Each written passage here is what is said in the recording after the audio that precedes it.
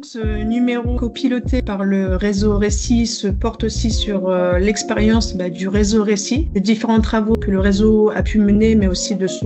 ses différents ancrages territoriaux, ce qui finalement a permis de constituer un ensemble de sollicitations pour ce numéro très varié et qui nous paraissait essentiel. Donc on a pu mobiliser des institutions, des chercheurs, des associations, mais aussi des centres de ressources de la politique de la ville pour avoir finalement un grand angle avec des points de vue différenciés sur la prise en compte de la lutte contre les discriminations dans la politique de la ville. Donc dans ce numéro, on va retrouver des articles qui vont finalement tracer une rétrospective de cette prise en compte avec un regard sur ces dernières années de la prise en compte de la lutte contre les discriminations, ses travers aussi, ses difficultés. C'est d'ailleurs un article aussi qui est proposé par le réseau Récit sur l'analyse des précédents contrats de ville. C'est le regard aussi de Marie-Christine Serrato de Benedetti, qui est aussi chercheur et qui a fortement contribué à ces analyses. Et donc finalement, par cette première approche, quelque part ces articles introductifs, on a cherché aussi à montrer ces évolutions et à montrer un petit peu ces difficultés aussi qui s'organisent entre un portage politique qui est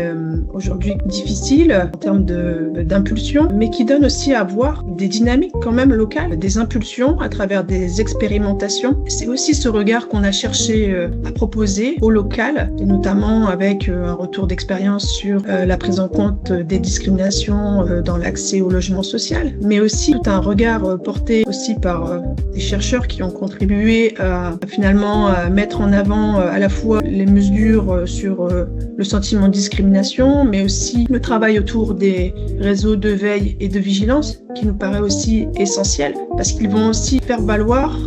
la parole des premiers concernés et d'avoir finalement non pas forcément une réponse individuelle, mais en tout cas d'avoir une réponse importante sur le recours au droit, sur l'accès au droit et pour aussi mettre en visibilité les discriminations. Et donc c'est intéressant dans ce numéro finalement d'avoir ces différents regards, à la fois sur une approche individuelle, mais aussi sur une approche collective autour de comment on peut impacter les pratiques, les comportements, comment on peut faire aussi changer le travail des institutions. Et c'est vraiment aussi ce regard aussi autour des expérimentations qu'on a pu mettre en avant dans ce numéro. Et puis il y a aussi un point essentiel s'agissant de la politique de la ville et peut-être aussi des enjeux forts actuels et de demain. Eh bien c'est le sujet aussi des contrôles aux faciès que nous avons souhaité mettre en avant avec l'article de